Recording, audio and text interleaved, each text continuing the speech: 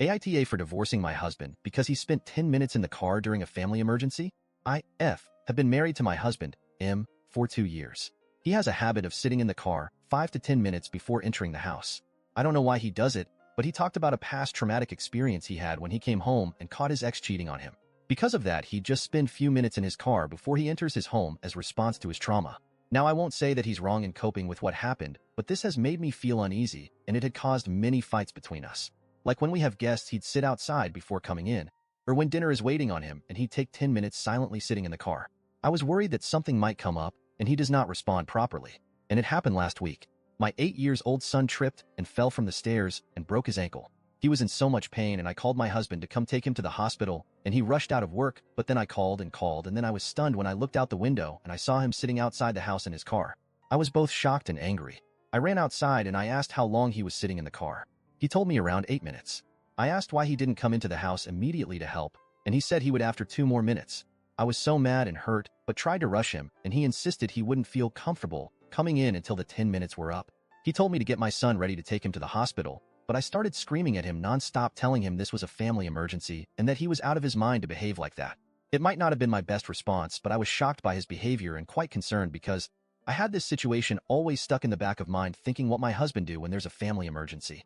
I ended up taking my son by myself when my neighbor intervened and offered to take us. We went to the hospital, and later my husband came and tried to talk to me, but I refused. I then went to stay with my mom and texted him that I wanted a divorce.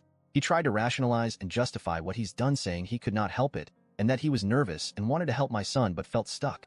I refused to reply to his messages, and days later his family literally harassed me, saying I was making my husband's trauma more severe and that I disrespected his boundaries by pushing him off his limits.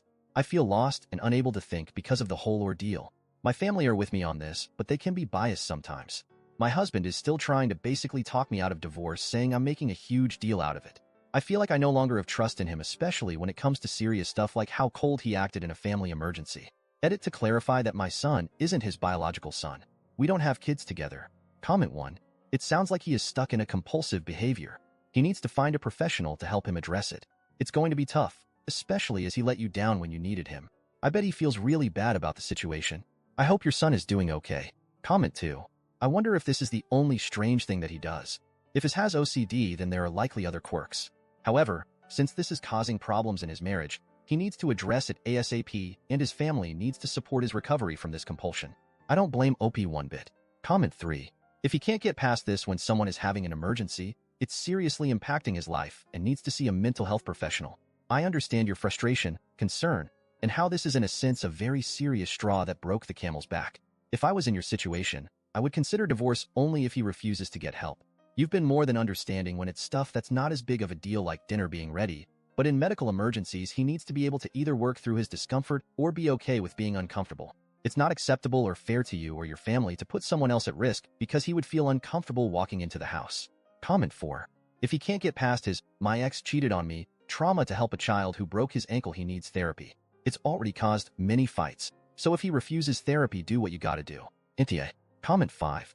I'm just picturing him collapsed on the floor having a heart attack, and she calmly looks at her watch and says she needs to wait 10 minutes because she was traumatized by him not helping their son in an emergency. He clearly needs professional help, and if it was me, I'd make it a condition of continuing the relationship.